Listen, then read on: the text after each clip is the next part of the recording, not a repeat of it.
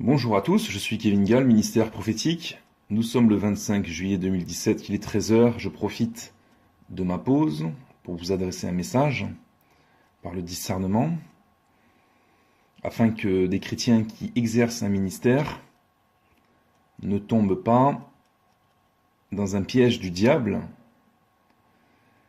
qui est subtil, mais qui est facilement discernable et identifiable, avec un peu de sagesse. Je voulais parler des ministères qui passent leur temps à se filmer en train d'évangéliser dans les rues ou en train de pratiquer des délivrances et des guérisons. Il y a des choses sur lesquelles Dieu nous a enseigné par Jésus-Christ en ce qui concerne le fait d'être vrai et de ne pas être hypocrite à la vue des hommes, à servir Dieu en premier, à chercher la gloire qui vient de Dieu seul, et non à chercher à frapper les regards et à s'attirer une vaine gloriole qui vient des flatteries des hommes. Je m'explique. Le Seigneur a donné un exemple en expliquant que lorsque nous faisons l'aumône, il ne faut pas sonner de la trompette. Il ne faut pas crier sur les toits, qu'on soutient les pauvres. Il ne faut pas se filmer constamment en train de distribuer des pains et des poissons, entre guillemets, et dire, voilà, je donne mes biens aux autres,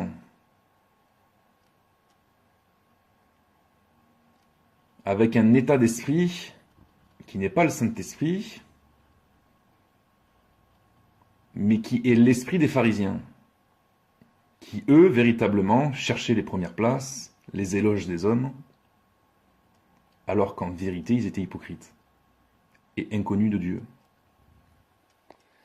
Et dans le domaine de l'évangélisation, je constate que beaucoup de personnes évangélisent dans les rues, dans les métros, à Paris, et ils sont constamment, et vraiment derrière le signe de la constance, c'est fréquent, c'est trop fréquent, de se filmer en train de prêcher Jésus dans les rues. On se demande pourquoi. Est-ce qu'il est véritablement toujours nécessaire de se filmer pour parler de Jésus aux hommes?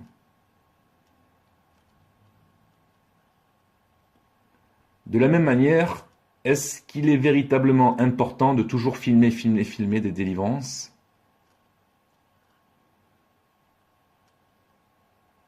De voir des âmes qui sont en train d'expulser leurs démons en train de vomir?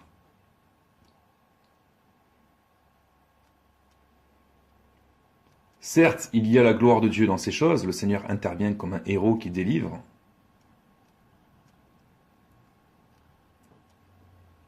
Mais beaucoup en font quasiment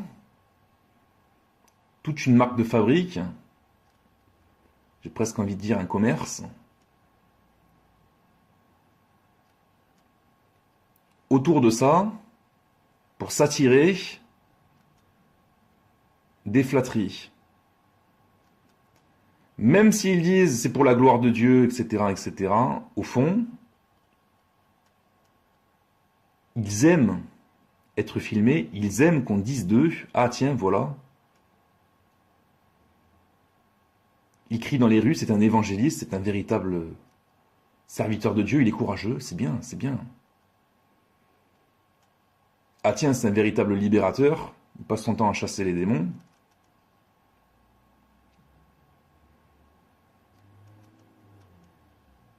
Je ne dis pas qu'une vidéo d'évangélisation de rue ou quelques vidéos de délivrance, c'est mauvais. Vous pouvez en mettre à la limite des vidéos types, des vidéos clés, mais mettre constamment des vidéos en train de se filmer dans le métro, dans les rues, en train de chasser les démons, guérir des malades, je vous dis qu'il y a un piège du diable, c'est de susciter de l'orgueil, c'est d'enflammer le cœur et la tête, de l'enfler.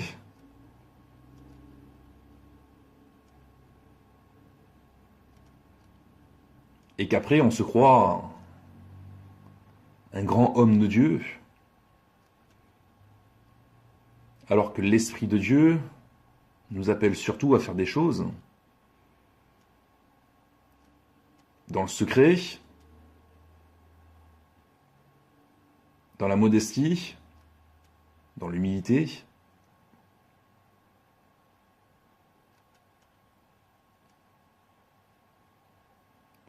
Et il y a une phrase qui revient souvent,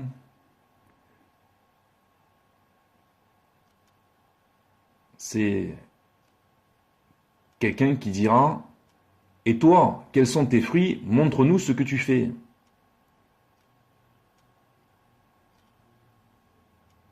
Alors qu'il y a beaucoup de serviteurs et de servantes de Dieu qui ne s'exposent pas, qui ne crient pas sur les toits ce qu'elles font, ou ce qu'ils font pour Dieu, qui font les choses plutôt dans le secret, et qui en font autant, voire plus, que ceux qui s'exposent sur Internet.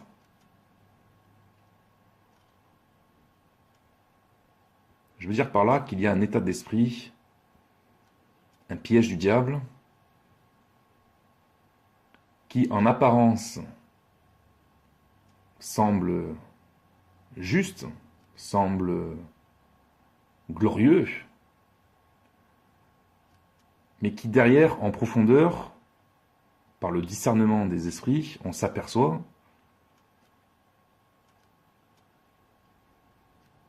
que ce qu'ils font nourrit également leur orgueil, de toujours pouvoir et devoir filmer, se filmer, en train de servir Dieu, quoi.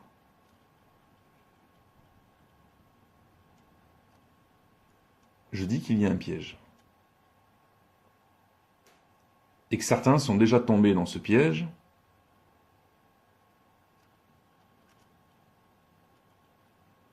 Et au lieu de marcher dans l'humilité, ils font les coqs. Avec des paroles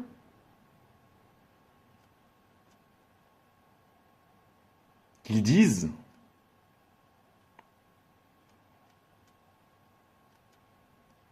comme étant pour la gloire de Dieu, etc. On n'a pas besoin de constamment mettre des vidéos de délivrance.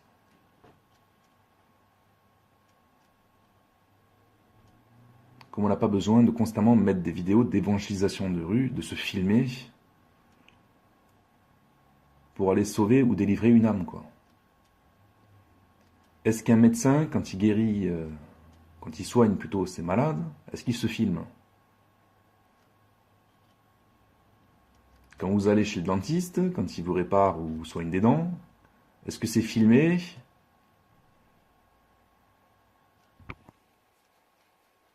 Alors quelqu'un dira, oui, mais c'est important, il faut montrer la gloire de Dieu, il faut montrer que Jésus est ressuscité, il faut montrer que Satan et les démons existent, qu'ils sont chassés au nom de Jésus, il faut montrer, il faut expliquer aux gens l'évangélisation, il faut parler de la croix, il faut que tout ça se sache, etc., etc. Je dis, c'est vrai, et c'est vrai, il faut le faire. Mais il y a un piège qui est facilement discernable, c'est de toujours constamment se filmer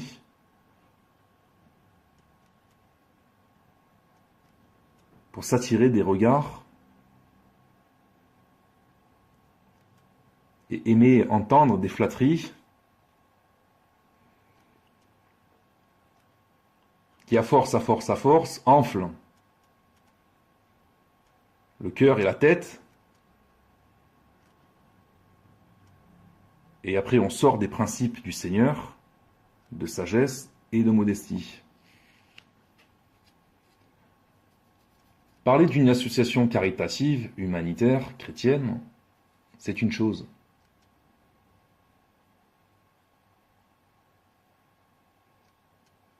C'est important également de savoir où vont les dons, à travers des photos des achats, ou des films, tout ce qui a été acheté, si vous voulez. Il n'y a rien de mal contre ça. Mais c'est l'état d'esprit. Et certains aiment qu'on les filme. C'est vraiment flagrant. Ils aiment ça.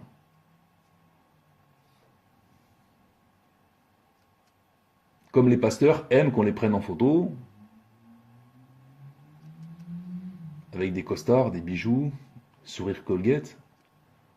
Et carrément, on met la photo dans un cadre, et le cadre, on le suspend sur un mur dans l'église. Donc ça commence par des petites choses, mais avec le temps, Satan, il arrive à s'infiltrer dans un cœur, il arrive à faire grossir des têtes, et après on voit, on discerne qu'il y a une recherche derrière le service pour Dieu, d'une vaine gloriole,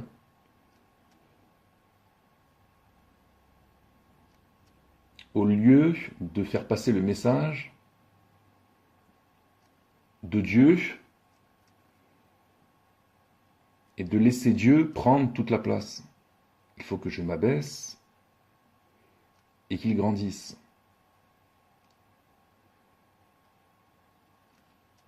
De toute façon, c'est pas compliqué.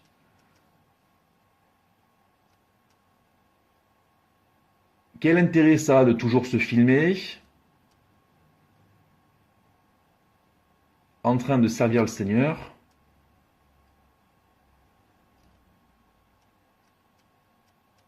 alors qu'on peut très bien comprendre et être sauvé rien qu'en écoutant un message. Je dis qu'il y a un esprit démoniaque qui travaille dans les églises, dans les cœurs des chrétiens et des ministères, qui cherche à faire briller l'homme, qui cherche à faire frapper les regards, si vous voulez, pour susciter de l'attrait et presque de l'idolâtrie envers des ministères. Et beaucoup de ministères se nourrissent des flatteries des chrétiens. Et après, ils tombent dans l'orgueil.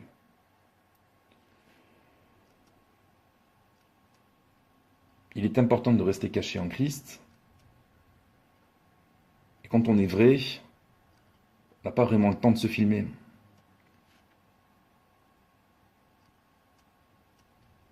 Quelqu'un qui a l'habitude de prêcher, soit dans les églises ou dans les rues, il est même gêné d'être filmé.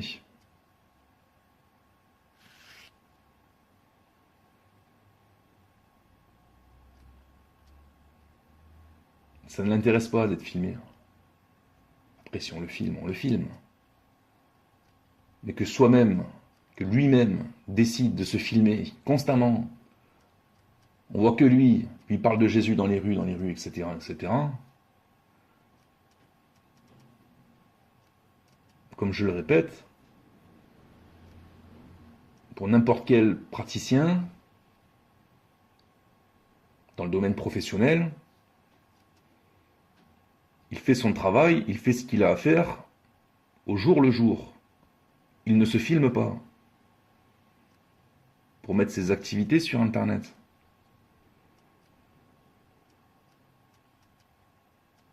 Je dis que le message est le plus important, que le témoignage est le plus important.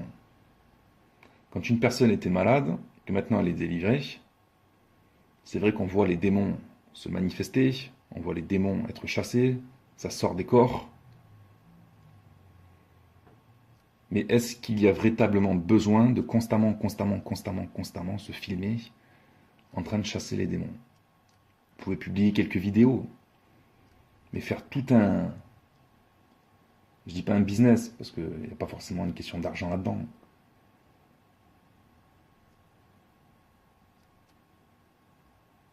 Mais faire tout un... Beans, je ne sais même pas comment appeler ça, autour de ça, il y a quelque chose qui n'est pas net, qui n'est pas normal. Et qu'il faut corriger.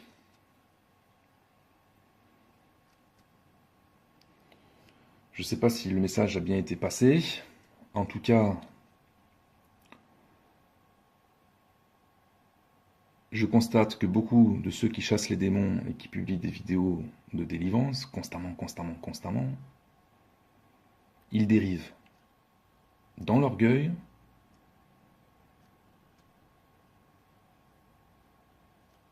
et dans la folie aussi.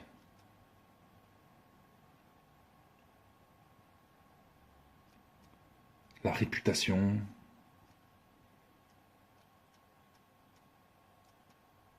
Vous leur enlevez leurs vidéos, dans pas la nuit, je parie.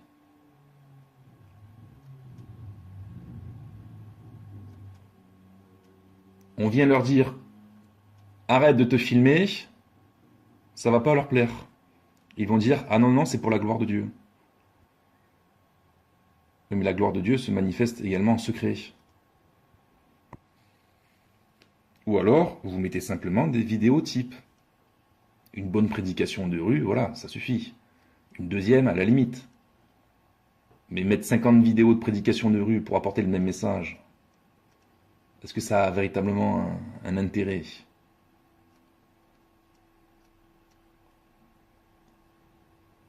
On voit qu'il y a de l'excès. Et puis comme c'est fait, quand c'est fait, on voit également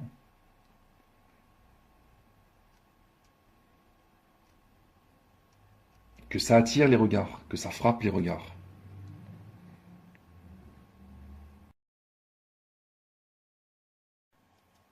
Et je dis même que certains maintenant ne font même plus de délivrance sans se filmer. Si la personne n'accepte pas d'être filmée, ils ne sont pas contents. Ils veulent absolument que la délivrance soit filmée.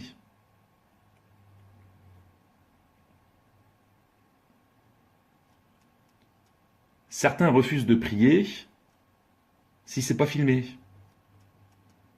Ça peut aller jusque-là. Le diable peut entraîner les orgueilleux jusque-là. Comme certains ne font pas de séminaire si c'est pas payant. Ça va jusque-là. Il y a beaucoup d'exemples comme ça, en fait, où Satan, petit à petit, il gagne du terrain.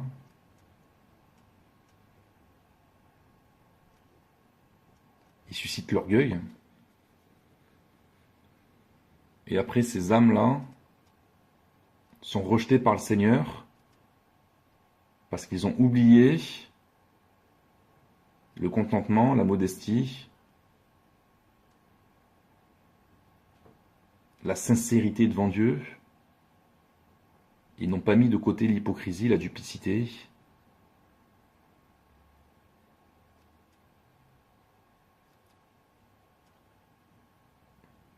Et Jésus condamnera ça fermement. Également, quand il dira à ceux qui chassaient les démons, qui guérissaient les malades, prophétiser. Il y a beaucoup de choses, le Seigneur a jugé dans les chrétiens, mais ce qui compte le plus, c'est d'être vrai devant Dieu. Et le piège du diable, c'est de nous faire sortir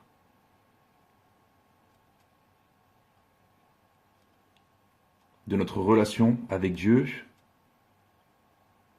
dans la vérité, dans la sincérité, pour nous attacher à une vaine gloriole et aux flatteries des hommes.